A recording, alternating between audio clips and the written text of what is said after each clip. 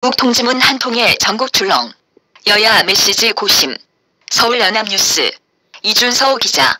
북한군의 해수부 공무원 총격살해 사건으로 소용돌이치는 전국이 새 국면을 맞았다. 전국 지형을 뒤바꾼 변수는 북한 통일전선부가 보낸 한 통이 통지문이다. 청와대는 25일 오후 북한의 통지문을 전격 공개했다. 이번 사안을 우발적인 사건으로 묘사한 통지문에는 대단히 미안하다는 북한 김정은 국무위원장의 공식 사과가 담겼다. 우리 국방부가 밝힌 충격적인 사건 전말과는 상당히 차이가 있는 내용이다. 북한군이 총격을 가한 뒤 시신을 불태웠다는 게 우리 당국의 판단이었다. 사건의 진상을 놓고서는 논란이 이어질 수밖에 없는 대목이지만 당장 여야 정치권의 표정은 일순 엇갈린 분위기다. 정치적 수세에 몰리는 듯했던 여권은 북한 최고 지도자가 사과의 뜻을 밝힌 것은 매우 이례적이라고 한껏 의미를 부여했다. 우리 국민이 희생된 사안의 민감성을 고려해 대북 규탄 기조를 유지하면서도 남북관계 회복의 계기가 될 수 있다는 기대감을 감추지 않았다. 이낙연 대표는 국회 외교통일위원회 전체회의에서 과거 북측의 태도에 비하면 상당한 정도의 변화인 것으로 보인다며 얼음장 밑에서도 강물이 흐르는 것처럼 남북관계가 엄중한 상황에서도 변화가 있는 것 같다고 느낀다고 말했다.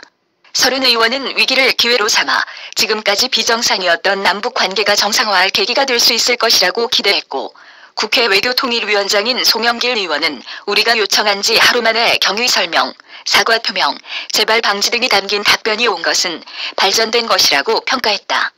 홍정민 원내대변인은 논평에서 어떤 이유로든 비무장 민간인 사살 행위는 결코 용납할 수 없기에 북한군의 행위를 규탄한다면서도 즉각적인 답변과 김 위원장의 직접 사과는 이전과는 다른 경우여서 주목한다고 말했다.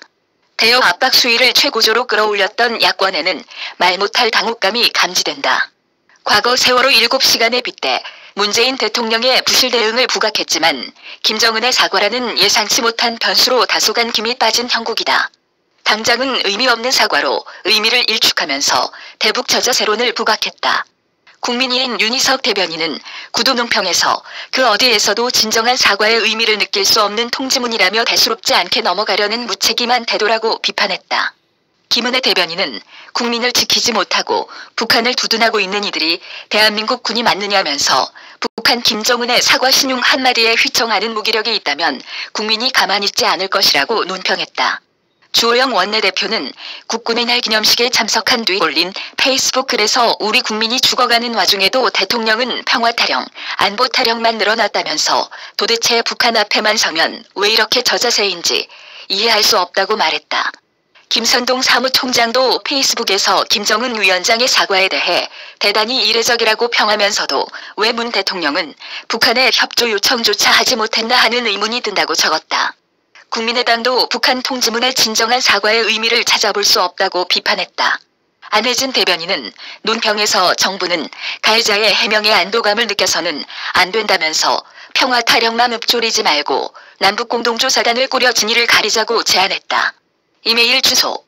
저작권자 연합뉴스. 무단 전제재배포 금지.